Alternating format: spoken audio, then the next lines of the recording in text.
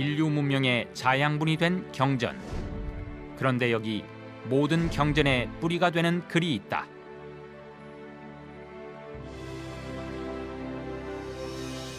하늘의 상제로부터 받은 경전. 하늘의 이치에 부합하는 글이란 뜻의 천부경. 조선 중종 때 사관이었던 이맥은 태백일사에서 천부경은 동방 최초의 나라인 환국으로부터 구전되어 온 경전이라 하여 그 유래를 전하고 있다. 천부경은 환웅천왕의 배달국 시대에 이르러 글로 기록되었으며 신라 말기 고운 최치원은 이를 비석에 새겨 전했다. 그러나 천부경이 세상에 드러나기까지는 다시 1000년의 세월을 기다려야 했다. 마침내 1916년 환단고기의 편찬자 개연수에 의해 발견돼 세상에 알려지기 시작한다. 그 후 100년의 세월을 뛰어넘어 왜 이 시대의 많은 사람들이 천부경에 주목하는 것일까? 그것은 가을 개벽을 맞아 후천 상생의 세상을 여는 지혜가 담겨 있기 때문은 아닐까? 천부경은 우주 만물의 생성 변화 이치를 81자에 담은 한민족의 철학서이자 상계님께서 우주를 다스리는 법칙을 수로 기록한 인류 최초의 경전이다.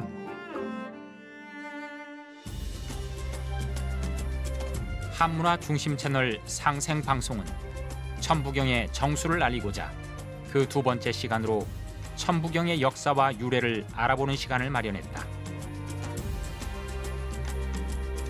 이제 이찬구 박사의 강의를 들어보자.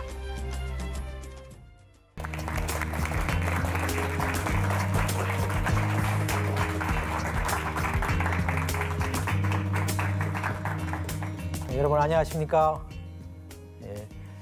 지난 시간에는 천부경의 이름과 글자에 관해서 알아봤고요. 이번 시간에는 천부경이 가지고 있는 그 우주관을 알아보고 천부경이 우리에게 무엇을 일러주고 있나 그 미래에 관해 대해서 알아보도록 하겠습니다. 제가 두 번째 시간에 말씀드릴 때 천부경의 그 본문에 관해서 같이 이렇게 공부를 해봤습니다만 사실 천부경 81자는 아주 짧은 글이지만 또 그 함축된 만큼 그 내용을 이해하기가 어렵습니다. 그래서 다시 한번 오늘 이 시간에는 천부경 81자 본문을 가지고 중심으로 설명을 하면서 천부경이 가지고 있는 그 심오한 그 우주관 한번 중심으로 말씀을 드리도록 하겠습니다. 지난번에 말씀드린 대로 천부경은 81자로 되어 있습니다. 왜 81자일까요? 거기에는 아마 수리적으로 아마 그 오묘한 뜻이 숨어 있을 것 같습니다. 80자라 해도 좋고 뭐 90자라 해도 좋은데 왜 80자였을까? 81자였을까? 그 81자가 가지고 있는 수리적인 의미가 있다면 그것은 9981을 상징하는 그러한 수리체계다 이렇게 이해할 수가 있겠습니다. 먼저 천부경 그 81자 가운데서 중요한 것만 골라가지고 제가 이렇게 요약해서 다시 한번 이렇게 말씀을 드리겠습니다. 본문 가운데서 가장 중요한 것은 첫 귀절이 어떻게 시작하냐면 일시무시일이죠. 일시무시일. 그런데 그 일시무시일을 어떤 순서로 해석할 것이냐에 따라서 해석은 다양하게 나올 수밖에 없습니다.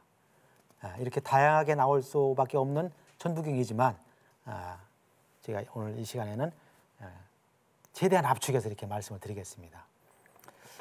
전 시간에 설명드릴 때에 일시무시를 그냥 우리말의 어순대로 하나 시작했다.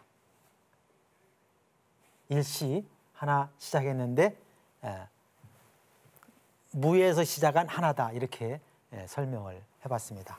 그럼 여기서 이제 문제가 되는 것은 일과 무의 관계, 일과 무와 일은 어떤 관계인가? 이것이 천부경 첫 규절에서 제기하고 있는 문제입니다. 일과 무의 관계를 천부경은 놀랍게도 둘로 갈라서 보지 않고 하나로 보고 있다는데 또 뜻이 깊습니다. 일이면 일이다, 무면 무다 이렇게 설명을 해야 될 텐데 그 일과 무가 서로 떨어져 있는 관계가 아니다라고 또 설명하고 있는 것이죠. 그래서 일과 무를 서로 일은 무를 높여주고 무는 또 일을 높여줍니다. 그래서 일시 하나에서 시작했는데 그 시작한 하나는 어디서 시작했느냐? 무에서 시작한 하나다. 무. 하나가 시작했어요. 그러니까 하나가 시작했다는 이 말은 일을 주체적으로 설명을 한 거예요. 그런데 그 일조차도 알고 보니까 무에서 비롯된 하나더라. 그렇지만은 무에서 비롯된 하나지만은 그 무는 일이 없으면 시작할 수 있을까 없을까요? 일이 없으면 시작할 수 없다는 거예요. 그냥 일시 하나에서 시작했다고 결론이 나는 게 아니라 하나에서 시작했는데 무에서 시작한 하나다. 그러니까 무는 일이 없으면 또 시작할 수가 없다는 말이 되죠. 그런데 또 일은 또 무가 없으면 나올 수가 없어요. 그래서 일과 무를 동시에 강조하고 있다. 그 일과 무는 떨어져 있는 존재가 아니다. 하나다. 그런데 그 시작 이전과의 관계를 볼 때 일과 무의 관계로서 우주의 그 처음의 모습을 설명하고 있다는 얘기죠. 한번 비유적으로 한번 설명을 보겠습니다. 우리 어머니들이 아이들 이제 자랄 때 그 큰 그 비눗방울, 지금 이게 이 두 아이가 어머니가 지금 비눗방울 놀이를 하고 있어요. 그래서 두 아이가 지금 비눗방울 안에 지금 안에 있는 그 갇혀 있는 모습인데요. 이 비눗방울은 바로 한 2, 3초가 지나면은 터지죠. 바로 터지죠. 근데 그 2, 3초 동안 어린아이가 비눗방울에 갇혀 있는 그 모습을 한번 생각해 보는 거죠. 그러니까 2, 3초 동안에 어린이가 비눗방울 속에 들어가 있을 때는 이 바깥 세상과는 단절되어 있는 모습이겠죠. 그러나 그것은 바로 비눗방울은 스스로 터지죠. 그래서 이 세상과 다시 하나가 되는 것이죠. 좀 더 자세한 비유를 말씀드리면, 예를 들면 우리 모든 사람은 어머니가 낳지요. 어머니가 낳지요. 그래서 우리가 좀 어머니 그 자궁 안에서 다 태어났지요. 그렇지만 우리가 이 세상에 태어나 가지고 어머니 자궁 안에 있었을 때 그 모습을 기억하고 있나요? 아무도 기억을 못하죠. 그러면 나는 분명히 이 세상에 태어났지만 내가 이 세상에 태어났어요. 하나로 내가 시작을 했어요. 그런데 그 알고 보니까 나는 어머니로부터 나왔어요. 어머니로부터 나왔다. 아직 내가 세상에 나오진 않았어요. 그런데 그 틀림없이 그 무언가가 있었어요. 그 무의 세계 같은. 왜? 우리는 지금 틀림없이 어머니 자궁 안에서 10달 동안 있었지만 아무도 그 10달 동안을 기억하는 사람은 없어요. 또 기억한다 해도 보고 온 사람이 있나요? 없어요. 그 세계가 바로 무예요. 그 세계를 무라고 할 수밖에 없어요. 그렇지만은 없었나요? 있었나요? 있었죠. 우리는 나는 체험을 못했지만 이제 내가 어른이 돼서 그걸 또 알게 되잖아요. 내가 잘할 때는 모르지만 내가 어른이 되면 그 사실을 이제 깨닫게 되는 거죠. 그것이 바로 무의 세계다. 그러면 일과 무는 서로 떨어질 수 없는 그런 관계다. 일은 무에 의해서, 무는 일에 의해서 이 우주는 일과 무의 세계로 공존하고 있다. 이렇게 이제 우리가 이해할 수 있겠습니다. 이것이 천부경이 첫 구절에서 일러주는 가장 중요한 우주관이라 이렇게 이해할 수가 있겠습니다. 그러니까 우리는 틀림없이 이 세상에 태어났고 이 세상에 살고 있지만 내가 이 세상에 오기 전에 또 다른 세계가 있었다. 그것을 기억은 못하지요. 아무도 기억은 못하지만 그러나 틀림없이 있었다. 또 이 세상에 태어났는데 사실은 우리는 이 세상에 태어나는 거 기억하나요? 태어나는 순간도 기억 못하죠. 왜냐하면요, 이 어린아이가 태어나면은 뭐 어머니들은 아시겠지만 최소한 한 4, 5개월은 지나야 아이들 눈이 보여요. 태어나자마자 어린아이가 눈으로 자기 눈으로 이 세상을 볼 수 있다면 어떨까요? 이 세상이요? 놀랐겠죠.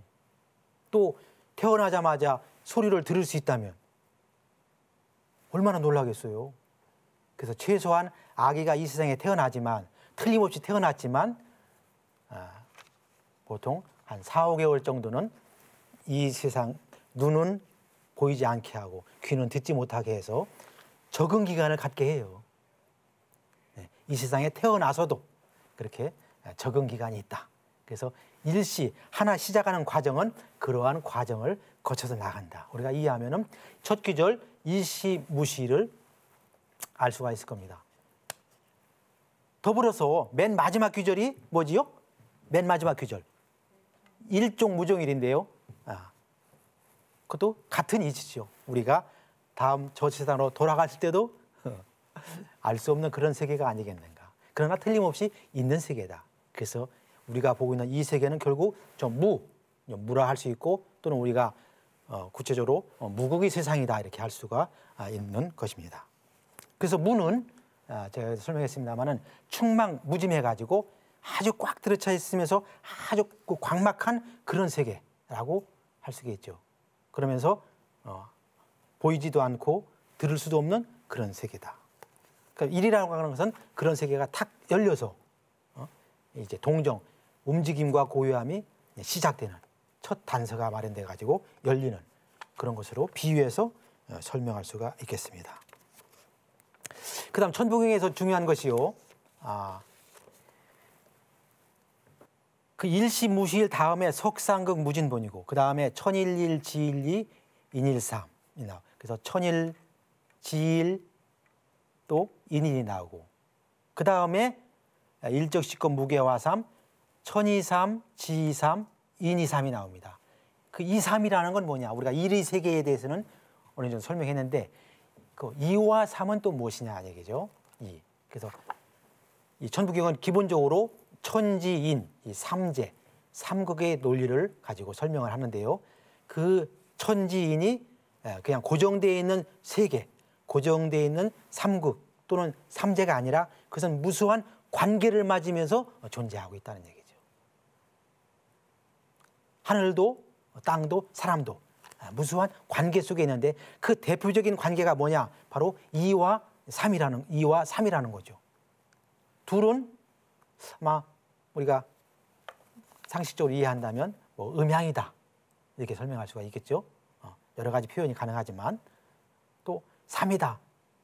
3도 여러 가지 표현이 가능하지만 뭐 정기신이다 이렇게 이제 설명하는 분도 있고요. 아무튼 이 천지인은 둘 또는 셋 또는 둘이 무궁한 관계를 맺으면서 존재하게 되는 것이다. 그것이 바로 천이삼, 지이삼, 인이삼이다. 그중에서 특히 3은 어떤 그런 천지인이 가지고 있는 그 속에 내재되어 있는 그 조화의 힘, 어떤 조화의 능력들을 상징하고 있다 이렇게 볼 수가 있겠습니다. 그래서 우리가 이 3과 관련해서 일이삼체 또는 삼이 일용 또 회삼귀일 집일함삼. 그래서 일은 결국 이 3을 이루는 기본적인 몸이 되고 또 3은 또 일에 의해서 쓰임이 되고 회삼귀일 셋을 모아서 하나로 돌아가고 또 하나 속에 이미 셋이 포함되어 있는 그런 관계가 바로 1과 3의 관계이면서 이 속에는 1과 2, 3 속에는 2라고 하는 수는 이미 숨어서 있는 관계라 할 수 있죠.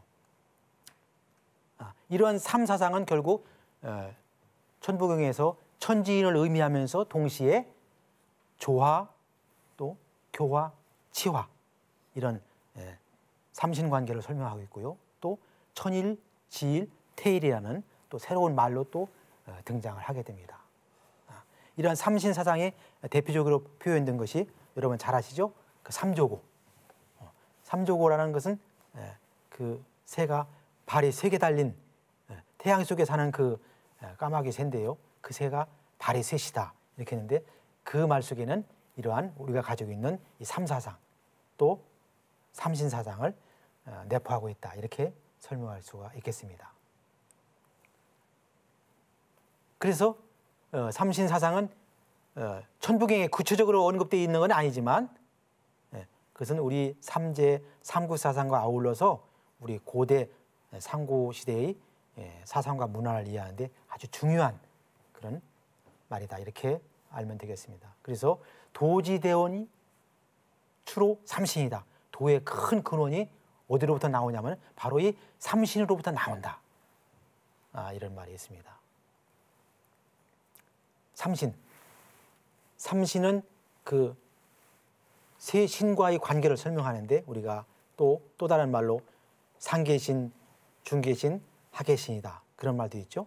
그 표현은 다양하게 우리가 어떻게 쓰든지 그 말이 가지고 있는 의미는 바로 그 삼의 관계, 또 삼신의 관계, 또 삼재의 관계를 설명한 것이다라고 이해할 수가 있겠습니다. 그래서 두 번째로 중요한 것이 바로 천부경이 가지고 있는 이와 삼의 관계다 이렇게 말씀을 드릴 수가 있겠고요. 다음 세 번째로 말씀드릴 건 육과 구의 관계입니다. 천부경은 바로 수리의 철학이다 할 만큼 수에 관한 설명이 많이 나옵니다. 그만큼 고대 우리 조상들은 수로서 자기 사상 또 신앙을 표현하려고 한 게 아닌가 이렇게 이해할 수가 있겠는데요. 여기서 이제 중요한 것이 바로 육과 구입니다. 이 육과 구는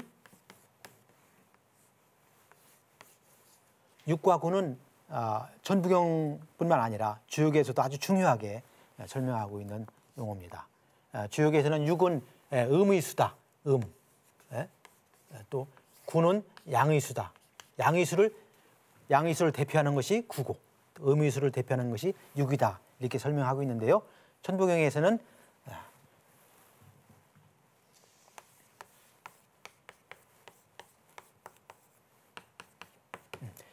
대삼합육이라는 규절이 나옵니다. 대삼합육. 큰 셋이 합해서 6이 나온다 얘기죠. 그러니까 6에 의해서 뭔가 우주론적으로 6은 중요한 의미를 지금 가지고 있는 거죠. 큰 삼은 또 여러 가지로 설명할 수 있지만 요약해서 말씀드리면 바로 뭐냐면 천지인 가운데서 천삼과 지삼이라 이렇게 설명할 수가 있겠습니다. 그래서 하늘이 가지고 있는 삼의 숫자, 지가 가지고 있는 삼의 숫자, 삼은 아까 조화의 능력이라고 그랬죠. 천이 가지고 있는 조화의 능력, 지가 가지고 있는 조화의 능력, 이 셋이 큰 셋이 합해서 바로 6이 나온다 얘기죠. 그럼 천과 지가 합해서 6이 나오는데 이 말 가운데는 지금 하늘과 땅이 합해서 무엇을 내려고 할까요? 바로 천지인 가운데 인을 내려고 하는 것이죠. 그래서 이 육 속에는 천지가 인간을 포태하고 있다. 포태하고 있고 아직 나오지 않은 상태예요. 포태만 하고 있다는 얘기죠. 그래서 6은 천지가 인간을 포태한 숫자다. 이렇게 이제 설명할 수가 있겠습니다. 천부경 그 다음 구절이 생, 7, 8, 9예요. 그러니까 6이 나온 다음에 비로소 이제 마지막 말씀드린 이 9가 나오거든요. 그러니까 천지가 결국은 사람을 포태했는데 포태하면 비로소 이제 낳게 되죠. 낳죠. 이때는 천지가 천지 부모가 돼서 인간을 낳게 되는 거죠. 그래서 7, 8, 9는 결국은 우리 사람의 숫자다 이렇게 쉽게 이해하면 되겠습니다. 그 예로 그러면 왜 그 많은 숫자 가운데 사람을 상징하는 숫자는 7, 8, 9일까? 다시 거꾸로 얘기하면은 6이 나올 때까지요. 1, 2, 3은 바로 이게 하늘의 숫자고, 그 다음에 4, 5, 6은 바로 이제 땅의 숫자라면은 바로 7, 8, 9는 이제 사람을 설명하고 있죠. 과연 7, 8, 9로 사람을 설명할 수 있을까요? 7, 8, 9. 어떤 의미에서 7, 8, 9가 사람을 상징한다고 할 수 있을까요? 6으로부터 나왔거든요. 7. 7. 북두칠성 7. 7과 관계되는 사람은 몸에 뭐가 있을까요? 에? 에? 우리 7은 우리 얼굴. 얼굴에는 뭐가 있죠? 눈, 둘. 눈, 얼굴에 보면 눈이 2개. 또요. 귀가 2. 코 몇 개예요? 2개. 그 다음에 입 하나. 그러니까 6 다음에 인간이 이제 얼굴을 갖게 돼요. 이것이 바로 7. 얼굴을 갖게 돼요. 그럼 인간의 그 형상이 이제 완성됐죠. 이 얼굴이 바로 7 구멍으로 이루어졌잖아요. 그 다음에 8, 9는 인간의 그 생식기와 배설기관을 포함해서 비로소 인간이 이제 9 구멍을 가짐으로써 인간의 모습이 완성되게 되죠. 그래서 7, 8, 9는 바로 인간의 모습이다.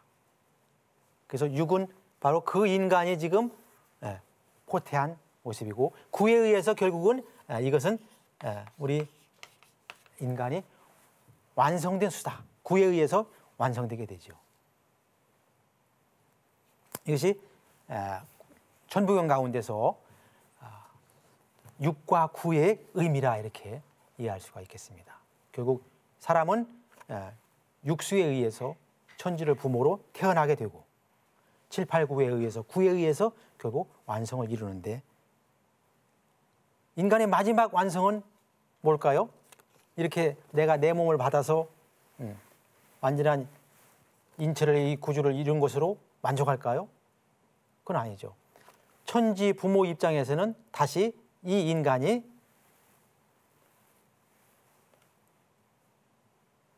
다음 인간을 낳을 수가 있어야 돼요. 나만 낳은 것으로 천지는 만족하지 않거든요. 인간의 생명이 유지되어 가고 또 인간이 번식되어 가야 되고, 그래서 그 다음 여기서 말하지 않은, 천부경에서 말하지 않은 숫자가 바로 10인데 10이라는 숫자는 바로 인간이 인간을 포태하는 숫자예요. 인간이 인간을 포태함으로써 자식을 낳음으로써 이제 인간이 천지 부모 앞에 성공했다라고 이제 말할 수가 있는 것이죠. 그로써 끝나면은 인간이 창조된 것으로만 끝나고 태어난 것으로 끝나고 다음 인간이 이어지지 않으면 안 되니까요. 그래서 천부경에서 말하지 않은 10수는 바로 인간이 다시 인간을 포태하는 그런 단계다. 이렇게 설명할 수가 있겠습니다.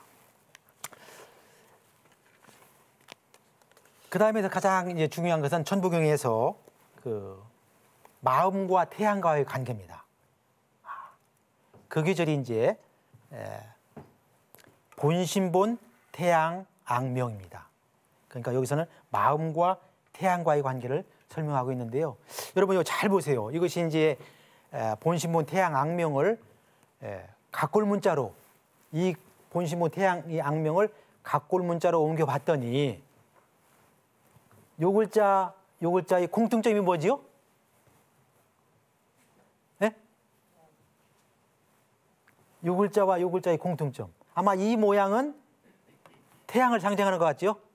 태양을 상징하는 것 같아요. 근데 사실은 이 마음 또는 이 심장도 결국 이 글자가 태양을 상징하는 모양하고 비슷해요. 그래서 우리가 심장은 뜨겁다 그러죠. 왜 그 많은 말 가운데 심장을 뜨겁다고 했을까요?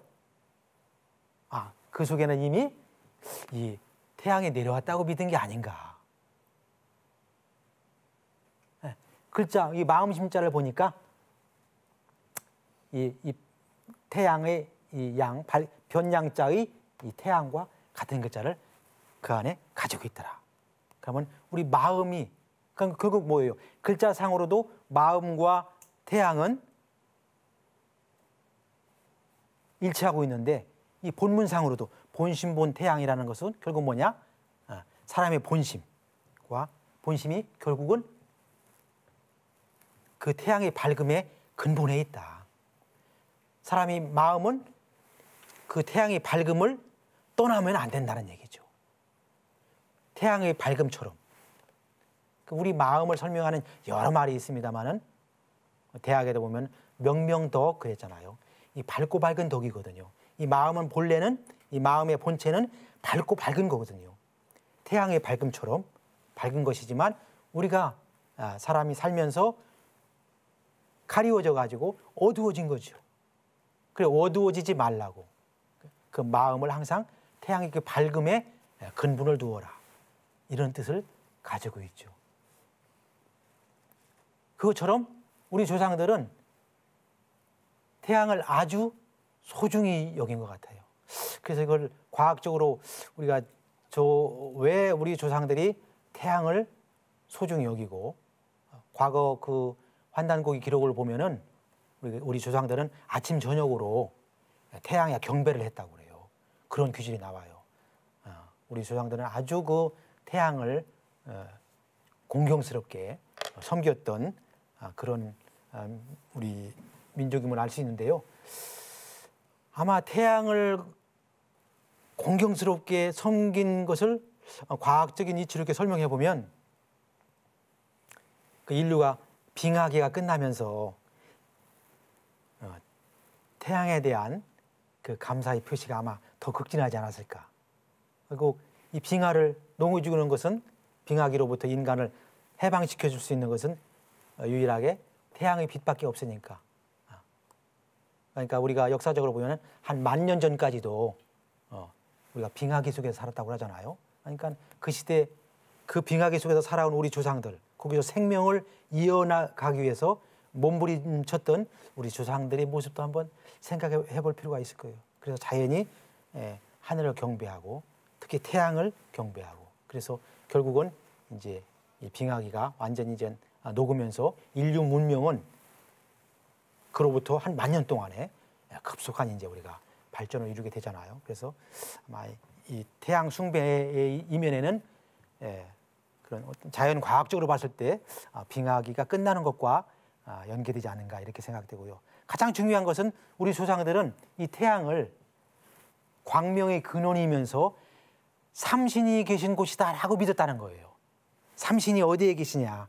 우리가 지난 시간에도 설명할 때에 환웅이 사냥을 나가서 삼신께 제를 올렸다라는 기준이 있잖아요. 그 삼신이 계신 곳을 우리 조상들은 바로 태양이라고 한 거예요. 그 태양에 경배하는 것은 그 행위가 바로 삼신께 경배하는 행위하고 일치하는 것이죠. 그냥 태양을 자연과학적인 저 태양으로만 생각하지 않고 그 안에 바로 삼신이 살고 계시다. 그렇게 믿었기 때문에 태양에 관한 그 공경이 지극한 것이다 이렇게 해석이 되고요. 더불어서 바로 그러한 태양의 밝음을 숭상해서 우리 인간이 마음은 항상 태양의 밝음에 근원해야 된다. 그래서 좀 철학적이지만 그 마음과 태양과의 관계를 언급하고 있다는 것은 천부경의 그런 그 시대의 역사성과도 관계가 있다 이렇게 이제 생각이 됩니다. 그런 가운데 우리가 알 수 있는 것은 바로 인간은 이 태양의 그 빛 속에서 태양의 빛과 함께 태양의 빛을 통해 가지고 스스로 뭐랄까 성화를 입는 스스로 태양의 빛을 받아서 우리 인간이 성스러워지는 그런 성화의 단계를 거치려고 한 그런 뜻이 아니었나 이렇게 생각됩니다. 그래서 이 마음, 태양, 빛, 이 관계를 일러준 것이 바로 천부경의 본심본이다. 이렇게 이해하면 되겠습니다. 그 다음 화면을 보면은요, 여기 중요한 자료가 있습니다. 지난 시간에 저희가 말씀을 드렸는데요, 고대 현재 그 중국 대륙에서 나오고 있는 특히 그 1961년 산동성에서 그 대문구 유적지에서 출토진 나온 그 도문 도자기 문양이 있는데요, 바로 이 문양이 이 안에 새겨져 있습니다. 이것을 골라내면 바로 그려내면 이 모양이고요. 이것을 확대하면은 이 모양입니다. 이러한 문양이 산동성에서 출토가 됐는데요. 이 시기적으로 보면은 길게는 BC 2800년, 그러니까 지금부터 근 5,000년 전에 사용했던 독이다 이렇게 추측할 수가 있겠습니다. 그 문양에 새겨진 바로 이 문양은 과연 무엇을 상징하는 것일까? 신영화 교수 같은 분은 아마 이 모양은 조선의 그 아사달을 상징하는 것이다라고 그 해석을 한 적이 있어요. 아사달이 뭡니까? 아침 해가 돋는 조선, 한문으로는 조선이고 우리말로는 아사달인데 그 아사달 문양과 관계된 것이 아니냐 이렇게 해석을 했는데 저는 가만히 보니까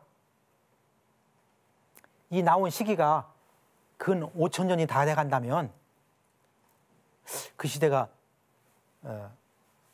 신시시대 또는 치후의 청구국 시대라 할 수가 있는데요. 바로 이 본신본 태양악명의 이음알이 이 뜻이 아닐까. 바로 태양을 숭배한 그러한 문양이 이 문양이 아닐까. 그래서 저는 천부경과 연계해서 저걸 해석해 보면 아주 뜻이 깊겠다 이런 생각을 갖게 됩니다. 결국 우리 조상들은 이 경전 속에 본신본 태양이라는 태양 악명이라는 이 태양이라는 글자가 들어가 있고 실제로 아침 저녁으로 태양을 경배한 민족이고 또 태양을 숭배한 또 우리 조상들인데요. 그것을 보면은 저 문양은 단순히 그냥 태양만 그렸다는 뜻이 아니라 그러한 어떤 종교적 어떤 의식까지 포함된 그런 적극적인 개념으로 볼 때 바로 천부경의 본신본 태양 악명을 상징한 것이 아니냐. 여러분 생각은 어떻습니까? 어떤 저거에 대한 해석은 여러분도 이제 자유롭게 좀 이렇게 각자 한번 해석을 해보십시오. 그래서 만약에 저걸 이름을 붙인다면 신시시대의 천부 문양일 것이다. 천부경을 하나의 도형으로 그린다면 아마 저렇게 그리지 않았을까. 하나의 문양이지만은 저 속에는 바로 그 천부경을 상징하는 말들이 들어있다 이렇게 생각이 됩니다. 그래도 우연히 또 시기적으로 한 근 5,000년이 되기 때문에 시기적으로도 단군 시대보다는 그 이전 시대로 우리가 소급해 볼 수 있다 이렇게 생각이 됩니다. 다음 화면을 보겠습니다. 네, 그 다음에 이제 천부경의 마지막 귀절인데요. 바로 그 인중 천지일, 그 다음에 일종무종일인데요. 이 일종무종일은 일시무실과 연계돼서 설명이 되고 있고요. 바로 실질적인 천부경의 마지막 귀절은 인중천지일입니다. 인중천지일에서 우리 이 결론적인 말씀인데요. 인중천지일은 바로 사람, 그다음 하늘, 그다음 땅, 이 삼재가 동시에 표현되고 있는 문장입니다. 그래서 이 문장은 어떤 의미에서는 바로 이 천부경의 최종적인 결론이다. 이렇게 설명할 수가 있겠습니다. 문장상으로만 보면은 사람이 인중, 사람이 가운데에 있다. 어디에 가운데에 있냐면 천지 가운데에 있으면서 바로 그 천지와 하나 되고 있다. 그러니까 천지의 가운데에 사람이 비로소 이제 설 수 있게 된 거죠. 사람이 천지 가운데에 서기 위해서는 아마 여러 가지 조건들이 있어야 될 것 같습니다. 그냥 모든 사람이 다 천지의 가운데에 서느냐? 그런 건 아닌 것 같고요. 이 말 가운데 사람이 천지 가운데에 설 수 있다는 것은, 또는 천지 그 사이에서 중을 유지할 수 있다는 것은 사람이 사람으로서의 역할과 책임을 다할 때 비로소 가능할 것이다. 그래서 이 말 가운데는 인간이 가지고 있는 천지 우주에 대한 책임감을 말해주는 게 아닌가. 그냥 자연히 모든 사람이 천지 중에 하나가 된다라는 그런 표현은 아니지 않을까. 왜냐하면 천부경은 어디까지나 경전의 성격을 가지고 있고, 여기 이 가운데는 뭔가 우주의 그 원리에 입각한 인간의 도리와 인간의 책임까지도 논하고 있기 때문에, 그런 면에서 천부경은 우리 인간한테 하나의 과제도 부여하고 있다. 그런 측면에서 인중이라는 말은 참으로 좋은 말이지만 사람이 그 중을 얻기까지는 어려운 일일 것이다. 이렇게 봅니다. 물론 인간은 이렇습니다. 음양동정의 그 중성적인 존재인데, 결국 하늘이 가지고 있는 양적인 요소, 또 땅이 가지고 있는 그 음적인 요소를 동시에 다 가지고 있는 존재가 바로 사람입니다. 하늘은 순양만 가지고 있고 땅은 순음만 가지고 있다면, 사람은 그 음양을 같이 가지고 있어요. 그렇기 때문에 하늘은 하늘도 될 수 있고 땅도 될 수가 있어요. 그러나 그것이 저절로 되는 건 아니고, 사람은 소우주적인 존재라 하는 것도 바로 그러나 인간의 가지고 있는 그 음양 동정의 그 중성적인 요소에 의해서 바로 인간이 소우주의 그런 역할을 하지만은, 그러나 인간이 가운데에서, 어디에? 천지의 가운데에서 비로소 하나가 된다고 했을 때 그 하나는 결국 천지 부모와 사람이 하나 된다는 그런 의미로 같이 가지고 있는 것이죠.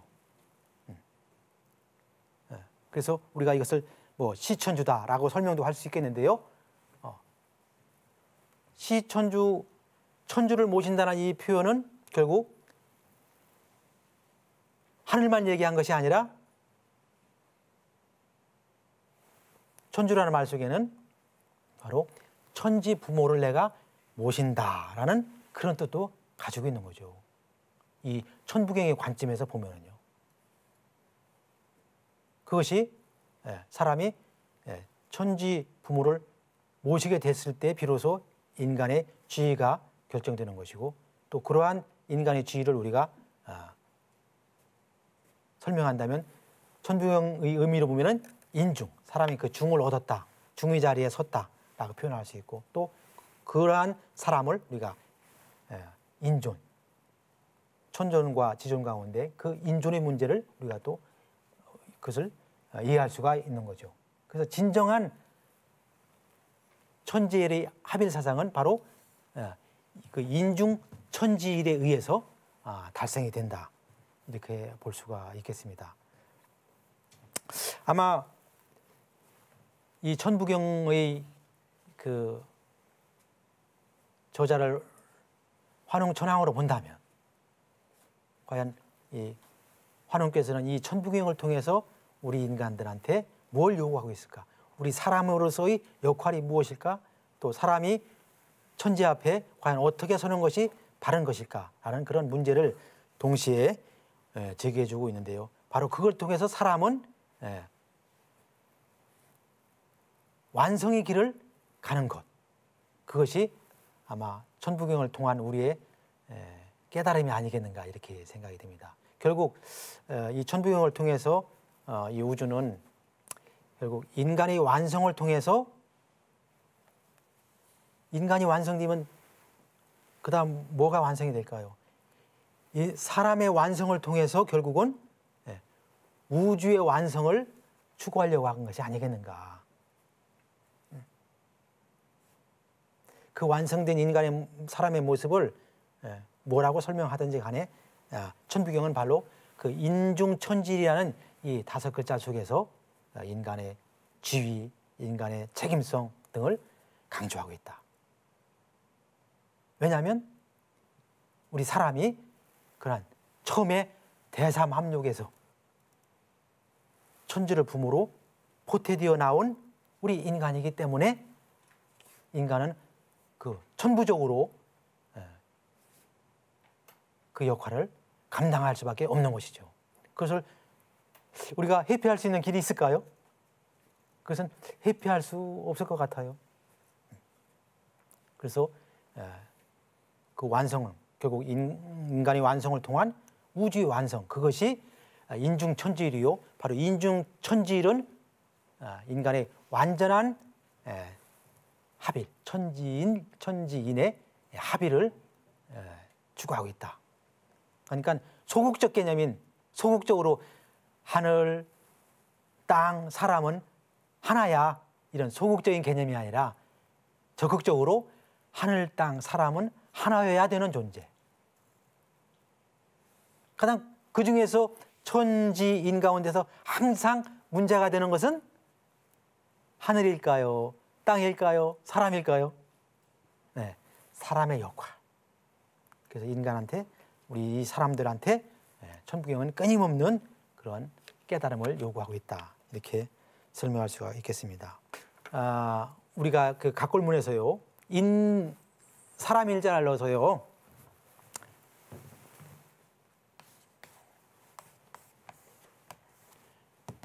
인방이라는 말을 쓰는데요. 저 인방은 바로 그냥 사람의 방위가 아니라 인방은 그 동이족, 동쪽 동이족이 살고 있는 그 방향을 인방이라 그래요. 우리 동쪽 동이족만이 사람 사는 곳이에요. 중국인들이 봤을 때 인방은 바로 동쪽 동이족이 사는 곳이에요.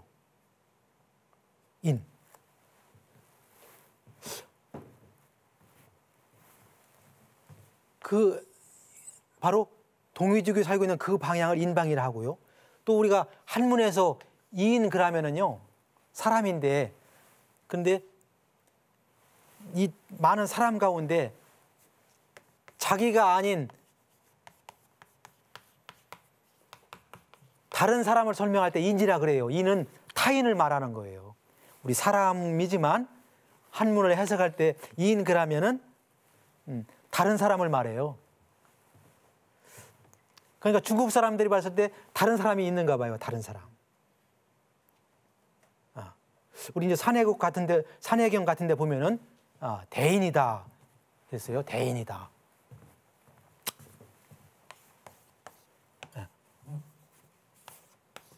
대인이다.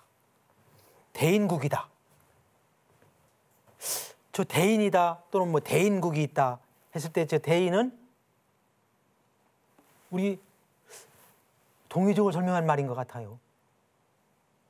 사람을 가지고 설명한 그 나라, 그 종족은 바로 동이족이기 때문에 그 당시에 오히려 중국 서쪽에 살았던 서화족들은 동이족을 저렇게 바라본 것이 아닌가. 표현을 하더라도 뭐 대인국이다, 인방이다, 사람이 사는 곳이다. 그러면 인중천지일에서 인은 과연 누구일까? 인. 아마 그냥 제 생각인데요. 아마 천부경에서 말하는 그 이는 환웅을 얘기하는 것이 아닌가 이런 생각이 들어요. 저는 이 천부경 연구할 때마다 그 문제가 아직도 완전하게 풀린 건 아닌데 그런 의미일 것이다. 아마 그래서 우리 조상들은 그 역사 속에서 사람 중에 사람 그 어떤 뭐라 할까요? 천지인이 하별된 그 사람의 그 모양을 환웅을 통해서 발견하려고 한 게 아닌가 이런 생각을 저는 가끔 해봅니다. 결국 어떤 의미에서는 우리 삼국유사에 있는 대로 환웅이 지상에 강림함으로써 사실은 이 세계가 천지인의 세계를 이루게 되는 거잖아요. 그래서 사람의 물 또 인격적으로 보면 그렇게도 우리가 이해할 수 있겠다 이런 생각입니다. 결국은 제가 이 말씀 드리는 것은 우리 삼국유사의 환웅이 이루고자 한 그 뜻은 홍익인간 제세이화였죠. 이 세상을 어떻게 홍익 그또 인간이거든요. 홍익인간. 그냥 지금 우리가 생각하는 그 아마 인간 이런 인간의 개념과는 약간 틀렸을 거예요. 아무튼 그 인간 세상을 이롭게 하는 것이다. 이것이 바로 삼국유사 고주선조에 나와 있는 그 홍익인간 이화세계의 근본적인 목적은 이 바로 환웅이 가지고 온 하늘로부터 가지고 온 이상이었을 것이다. 그렇다면은 그런 하늘로부터 가져온 이상을 이 지상에서 구원하는 것 그것이 바로 우리가 천부경에서 찾는다면은 아마 인중천질이 아니겠느냐 이렇게 해석을 해보는 겁니다.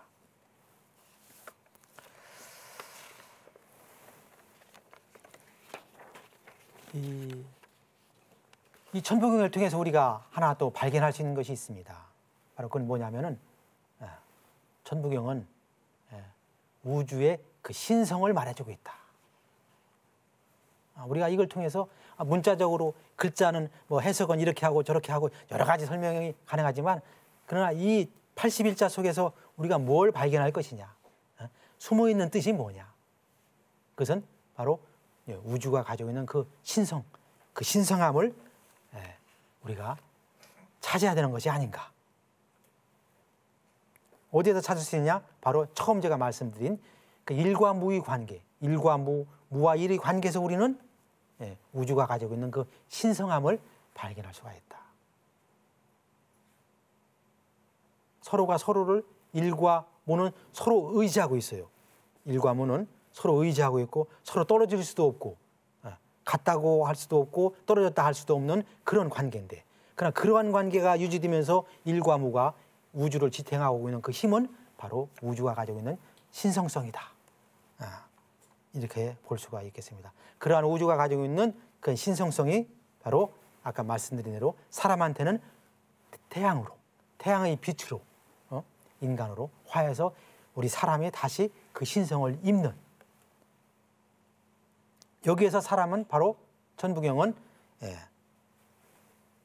이 신성을 매개로 해서 결국 천지인 합일의 뜻을 말하고 있고 또 천지인이 합일할 수 있는 것도 사람이 그 신성을 찾을 때에 가능하다는 또 가능할 뿐만 아니라 사람이 그 신성을 찾아야 된다는 도덕적인 의무감까지도 제기해주고 있다. 이렇게 생각이 됩니다. 또 그러나 한 가지 천부경이 좋은 것은 우리 사람이 본심본 태양 악명을 하면 본심, 내 본심을 그 태양 악명에 근원을 하면 바로 그 신성의 길은 저절로 열린다는 그러한 가능성도 또한 제기해주고 있다는데 또 천부경에 그런 훌륭함이 있는 것이죠. 이러한 신성관념은 우리 역사 속에서 많이 표현되고 있죠. 우리가 그것을 잊고 지내는 것뿐이죠. 예를 들면 여러분 잘 아시죠? 안암루의 삼성기의 오한 건국이 최고다. 가장 오래됐다. 여기에 우리 환족이 세운 이 환국의 나라가 가지고 있는 그 신성성을 우리가 여기서 발견할 수가 있죠. 여기에는 그냥 역사가 오래됐으니까 자랑스럽다라는 그런 표현 이상의 아주 그 우리 민족이 가지고 있는 우리 환족이 가지고 있는 그 신성성도 우리가 발견할 수 있는 거죠. 그 다음에 여러분 한서지리에 나와 있는 말이죠. 동이 천성이 유순이에요. 그래서 아까 말한 세 방의 바깥 사람들하고는 우리 동이족이 가지고 있는 이 천성이 유순한 이 천성, 하늘에 가지고 있는 본래의 그 성품은 결국 인방에만 가지고 있는 거죠. 인방이 아닌 방위는 천성이 유순하지가 못하니까. 이것은 우리가 한 얘기가 아니라 중국 사람들이 한 얘기죠. 벌써 기원전 1세기에 중국 사람들은 우리 동이족을 그렇게 봤죠. 또 후한서 동이존도 마찬가지죠. 여기에 동방은 우리가 잘못 해석해서 이제 이게 오랑캐 이자다 이렇게 하는데 그 오랑캐 이자는 중국 사람들이 해석한 말이고 이 이자는 바로 뭐냐면 뿌리라 그랬어요. 뿌리. 이자는 이 글자를 파자하면은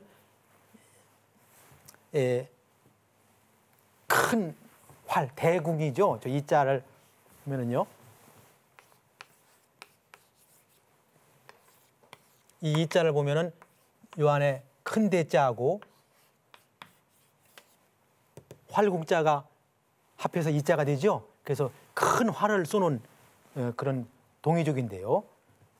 저것을 이제 중국 사람 나쁘게 표현을 오랑캐라 표현을 했는데 바로 저 이자는 무슨 뜻이냐? 어지린 자하고 관계가 있어요. 어지러 가지고 호생, 살리는 걸 좋아한다. 그것이 바로 이가 가지고 있는 뜻인데요. 바로 이는 그 이자는 뭐냐? 뿌리다. 이 뿌리 저자인데요. 뿌리다. 이는 바로 뿌리다. 모든 생명의 뿌리가 되는 바로 그 뿌리 민족이 결국은 우리 동이족이다. 모든 생명이 뿌리가 되는 민족이다. 뿌리가 되는 민족이기 때문에 인과 호생을 가지고 있는 거죠. 그 뿌리라는 이 말 속에는 바로 무엇이 의미냐? 바로 동쪽이 가지고 있는 상징성, 바로 모든 태양은 동쪽에서 떠오르기 때문에 태양의 뿌리가 동쪽에 있다고 믿는 거죠. 태양이 떠오르는 곳이 동쪽이기 때문에 바로 동은 모든 뿌리를 대표한다. 또 환과 단, 다 밝다는 의미고 환하다는 의미를 가지고 있죠. 이 용어 속에 이미 신성의 의미를 발견할 수 있고요. 바로 또 우리 조상들이 생각한 광명 이세의 정신, 이런 것들이 바로 또 우리는 동북 간방이다. 이 간자도 바로 이 간자를 보면은 해의 뿌리를 얘기한 거거든요. 해의 뿌리가 바로 간이죠. 동북 간방이라는 얘기는 바로 해의 뿌리가 있는 곳이 바로 간방인 것이죠. 바로 여기서 우리가 알 수 있는 것처럼 바로 우리가 이 뿌리 사상을 말씀드리는 것은 우리가 후천의 시대에 가더라도 이 뿌리 사상은 있을 수가 없는 것이죠. 뿌리 사상을 본래부터 가지고 왔기 때문에. 그래서 이것을 다른 말로 표현하면 원시반본이라 이렇게 우리가 얘기할 수가 있겠는데요. 모든 결실은 다시 뿌리로 돌아가서 이루어지죠. 그렇기 때문에 뿌리의 역할은 그렇게 중요한 겁니다. 그러니까 결실은 뿌리에서 이루어진다. 결국 우리 민족이 우리 스스로 한 얘기가 아니라 중국 사람이 이미 증언한 대로 우리는 뿌리 민족이었다. 그렇기 때문에 우리는 뿌리 민족이었기 때문에 새로운 세상에 와서도 그 결실을 맺는데 가장 중요한 역할을 하는 것은 바로 우리 뿌리 민족이다. 왜? 모든 결실은 뿌리를 통해서 마지막 이루어지기 때문에. 여기에는 바로 우리 민족이 가지고 있는 뿌리 민족으로서의 종주국의 이상 또는 우리 도의 종주의 이상이 바로 이 안에 들어있고 이 의미 속에서 우리가 발견할 수 있는 것은 바로 이 뿌리 민족을 통해서 우주는 결실을 기다리고 있다.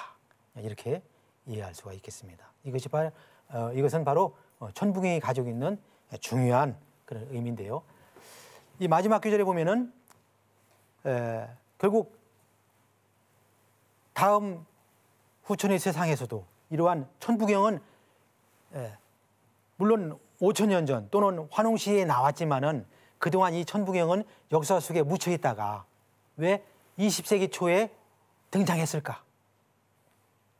책으로는 1911년에 나왔으니까 올해가 천부경이 공개적으로 드러난 것으로는 100년, 만 100년입니다. 올해. 천부경의 역사는 아주 오래지만 그러나 우리 이 세대가 체험하면서 천부경을 다시 인식한 것은 이제 100년 역사밖에 안 됩니다. 우리는 다시 천부경을 이해하기 시작하는 거예요. 이게 이런 의미에서 봤을 때 천부경이 가지고 있는 후천적인 의미예요. 그 오랜 세월 동안 땅속에 묻혀 있다가 100년 전에 왜 비로소 우리한테 다시 나타났느냐. 그것은 분명히 천부경이 어떤 그 후천적인 의미로 다시 우리한테 등장하고 있다. 이렇게 볼 수 있겠는데요.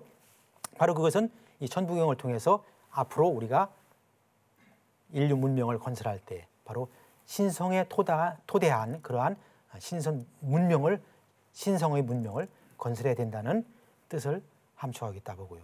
바로 천부경은 그 가운데 놀랍게도 바를 정자를 일러주고 있습니다. 그 마지막 장면을 한번 보겠습니다. 이 천부경을 81자로 배열했을 때요. 81자로 배열했을 때 그 마지막 81자로 배열했을 때요. 가운데에 육자가 들어갑니다. 처음에 말씀드렸죠. 천부경을 99, 81로 9자씩 쭉 배열해서 놓고 보면 정중앙에 육자가 들어갑니다. 이 육. 그 아까 육은 뭐라고 그랬죠? 육은 천지 부모가 인간을 포태한 숫자다. 그랬죠? 네. 이 육은 우주론적으로도 중요한 의미를 가지고 있어요.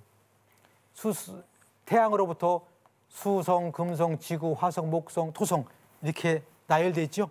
이 6별들이 태양계에 중요한 일들을 하고 있는 별들이죠. 전통적으로 오성을 얘기할 때는요. 수성, 또 화성, 목성, 금성 또 뭐 있죠? 뭐가 빠졌죠? 수성, 화성, 목성, 금성. 네? 전통적으로 할 때는 수, 화, 목, 금, 토 그러죠. 토성이죠. 전통적으로 말하는 오성은 수성, 화성, 목성, 금성, 토성인데 그때 토성은 이 토성이 아니라 지구를 말하는 거예요. 하늘의 토성을 말하는 게 아니라. 네?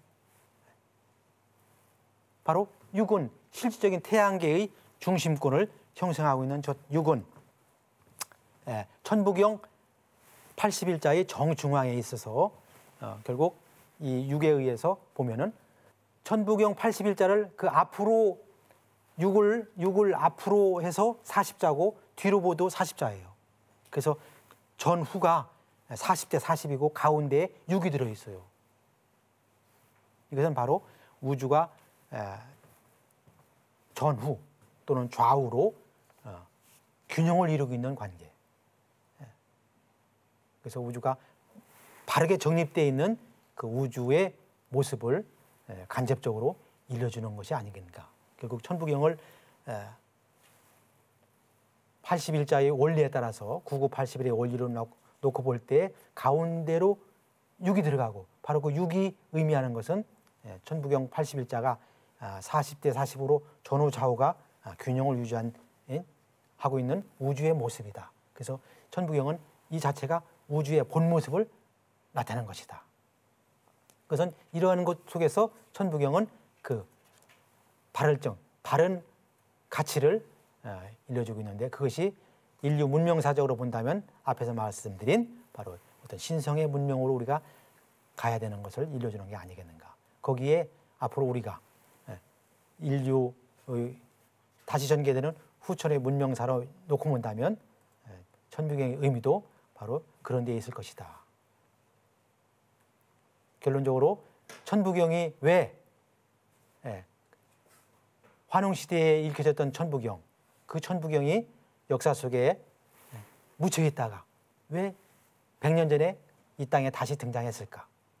또 우리를 통해서 무엇을 일러주고 있을까를 생각했을 때 바로 이제부터 우리가 할 수 있는 일, 그것은 천부경이 이상으로 삼고 있는 바로 그러한 새로운 문명 세계를 우리가 이 땅에서 건설해야 된다는 그러한 가르침이 아니겠는가 이렇게 생각하면서 앞으로 이 천부경은 결코 완성된 해석, 완성된 그런 경전이라 할 수는 없습니다. 모든 사람들에게 의해서 다시 연구돼 가지고 다시 재해석되고 또 시대의 변천에 따라서 다시 읽히는 그런 경전으로 나아가서 천부경이 정말 우리 국민의 경전 또 나아가 모든 인류의 그런 경전이 되는 그런 날이 오기를 기다려봅니다. 여러분 감사합니다.